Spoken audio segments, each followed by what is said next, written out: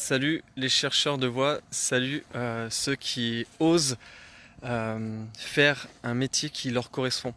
Alors la thématique là de ce petit Facebook Live, c'est pourquoi est-ce que tu dois faire un travail qui te plaît et pourquoi est-ce qu'un travail alimentaire ça doit être quelque chose juste de passager en fait. Euh, déjà en fait la première chose que là voilà je sors d'un salon.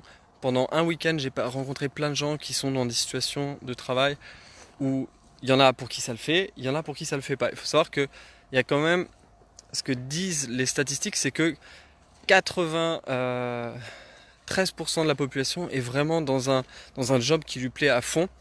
Moi, j'ai envie de relater ça, de dire ok, il y a plutôt 50-60 personnes qui font vraiment un job qui kiffent et 50-60% des gens, du coup, 50-40% des gens qui font un job qui kiffent pas. Alors, pourquoi faire un travail alimentaire ne doit pas être une fin en soi? En effet, un travail alimentaire, comme on le dit, c'est vraiment un travail pour juste gagner de l'argent. Mais si gagner de l'argent, c'est une fin en soi pour toi, alors c'est ok, en fait. J'ai envie de dire. En fait, si tu as envie vraiment de faire un travail qui te gagne de l'argent, à un endroit, je peux comprendre. Que ce soit ton but dans la vie de gagner de l'argent. Mais en fait, pour moi, c'est pas le but du travail. Et c'est là où on se plante sur la ligne, sur toute la ligne. Et c'est ce qu'on nous a pas, hélas pas appris à l'école. C'est en fait un job, c'est fait pour se réaliser. C'est fait pour s'épanouir, d'accord? Pour moi, la vision de notre métier, de notre activité dans le monde, c'est fait pour s'épanouir, pour goûter à de l'épanouissement. Donc si tu fais un job juste alimentaire, pose-toi la question de mais jusqu'à combien de temps en fait? Parce qu'au bout d'un moment, qu'est-ce qui va se passer?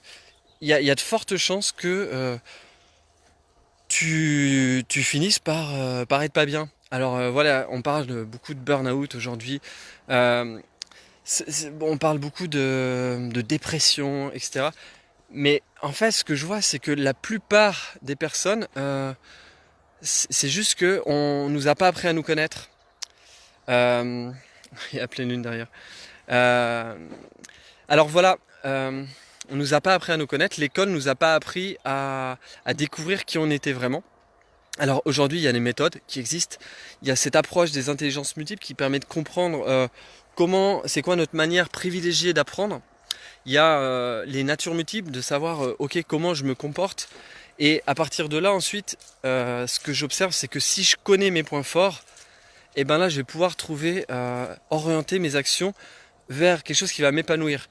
Le problème que j'observe en fait, et ce pourquoi beaucoup de gens font un job alimentaire, c'est que on leur a pas appris à kiffer faire ce qu'ils aimaient faire. Je m'explique. Si tu kiffes pas, on nous a appris en fait à aimer ce qu'on n'aimait pas faire.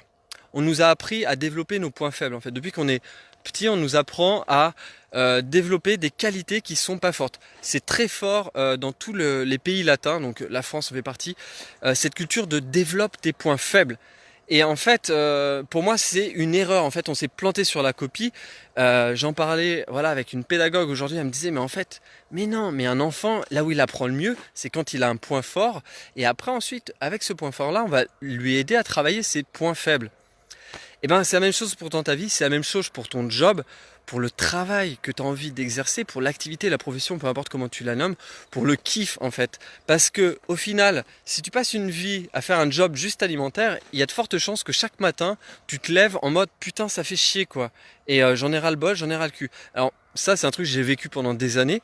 De me lever et de faire oh, c'est juste la lutte, c'est juste horrible, c'est dégueulasse. Après, ma recherche a été en effet de dire mais ok, comment est-ce que je pourrais m'épanouir? Parce que voilà, j'ai passé 40 ans de ma vie à bosser, peut-être même plus en fait, parce que peut-être que même il y aura même plus de retraite, j'en sais rien en fait. Et quelque part, l'idée de la retraite pour moi c'est bon, c'est un autre sujet, mais pour moi, on ne devrait pas aller à la retraite parce que si on aime vraiment ce qu'on fait, il n'y a pas besoin de faire sa retraite. On peut ralentir ce qu'on fait, mais quand on prend la notion de l'ikigai chez les Japonais, la question de la raison d'être, les Japonais, ils n'envisagent pas de faire de retraite parce que ce qu'ils font, ils aiment le faire en fait. Ils aiment contribuer pour le monde avec leurs qualités, leurs points forts. Mais parce qu'ils ont appris à le détecter, à s'écouter. Donc moi, ce que je vous invite à faire, c'est vraiment d'écouter tout le bullshit que vous avez dans votre tête en lien avec tous les points faibles que vous avez développés, parce qu'on vous a dit qu'il fallait développer vos points faibles, et d'aller réécouter c'est quoi vos points forts, qu'est-ce que vous aimez vraiment faire. Voilà, donc et à partir de là, pour moi c'est la base de l'épanouissement. Ce que j'aime vraiment faire, du coup, je peux l'orienter dans des actions, dans une profession. Je suis persuadé qu'on a tous une possibilité, d'accord, on a tous la capacité de trouver ce qu'on aime et de faire un job qui nous correspond vraiment. On est là pour ça, on n'est pas là pour faire un job alimentaire. Ça peut être un passage, d'accord? Le job alimentaire, c'est un passage, ça peut être un tremplin dans la vie. J'en ai fait des dizaines, je sais ce que c'est, faire des jobs alimentaires. Mais ces jobs alimentaires, je savais toujours qu'ils me permettraient d'aller à un autre endroit, en fait. À l'endroit où j'allais vraiment être épanoui. Et pour ça, ça demande de le découvrir. Donc, petit rappel, découvre tes intelligences, découvre tes natures, découvre qui tu es, et écoute ce que tu aimes faire, écoute ce que tu n'aimes pas faire, écoute ton désir profond. Et si tu n'y arrives pas, fais-toi aider. C'est clair, moi je me suis fait aider. Et on a besoin de se faire aider. On ne peut pas toujours arriver à tout seul, d'accord? Donc voilà, c'est ça que je voulais vous partager sur la question du travail alimentaire. Et mettez-moi vos commentaires si ça vous parle. Mais s'il vous plaît, ne restez pas des années dans des jobs alimentaires. Au bout d'un moment, vous allez être rincé, d'accord? Envisagez un projet de vie. Travaillez sur votre chemin de vie. Moi, c'est comme ça que je travaille avec les gens. On travaille sur du projet, la dynamique de projet. C'est quoi le chemin de vie? Les choses, projets court terme, moyen terme, long terme, que j'ai envie de mettre en place. Ok? Alors, si ça vous intéresse, contactez-moi en message sur contact@samuelgérant.fr. Téléchargez la liste des potentiels multiples. Regardez les potentiels déjà sur mon site. Si ça vous parle, ces potentiels, lesquels vivent en plus fort chez vous. Et si vous n'y arrivez pas, faites-vous aider. Vraiment, je vous le dis, il faut avoir le courage de se faire aider. Franchement, ça demande de l'humilité aussi, de se dire, ok, à un moment donné, j'y arrive pas. Je reconnais que, voilà, seul, j'y arrive pas. J'ai besoin de soutien, en fait. On a tous besoin de soutien à un moment donné. Et pour moi, c'est faire preuve d'humilité que d'arriver à dire, ok, là, j'y arrive vraiment pas, je suis trop paumé, j'en ai trop marre, je suis perdu. Et s'il te plaît, ok, aime-moi. Alors, trouvez la bonne personne pour cela.